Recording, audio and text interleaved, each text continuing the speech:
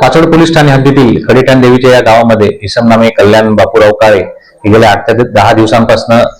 गावात उपस्थित नव्हते, ते गायब होते. त्या अनुषंगाने गावामध्ये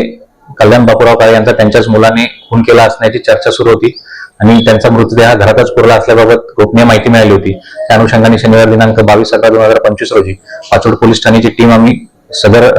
कल्याण बापूराव काळे यांचे राहते घरी घटनास्थळी जाऊन पाहणी केली असता त्यांनी तिथे प्रेत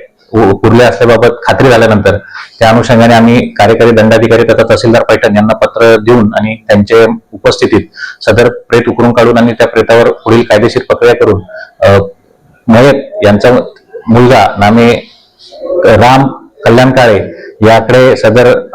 अनुषंगाने चौकशी केली असता तो उडवाउडीची उत्तर देऊ लागली. तेव्हा त्याच विश्वासात घेऊन चौकशी केली असता त्याने वडील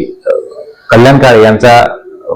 दिनांक 16/11/25 रोजी वडील दारू पिऊन आल्यामुळे घरात संध्याकाळी भांडण करू लागले. त्यामुळे रागाच्या भरात त्यांच्या भांडणामध्ये डोक्यात लाकडी दांड्याने मारल्यामुळे मृत्यू झाला आणि मग भीतीपोटी त्यांनी त्यांच्या राहत्या घराच्या बाजूलाच असलेल्या मातीच्या धाब्याच्या घरामध्ये त्यांचा मृतदेह पुरला असल्याबाबत त्यांनी सांगितले. त्यानंतर त्यावरून मयत यांचा दुसरा मुलगा लक्ष्मण काळे यांच्या फिर्यादीवरून कलम 103 अन्वये गुन्हा दाखल केलेला असून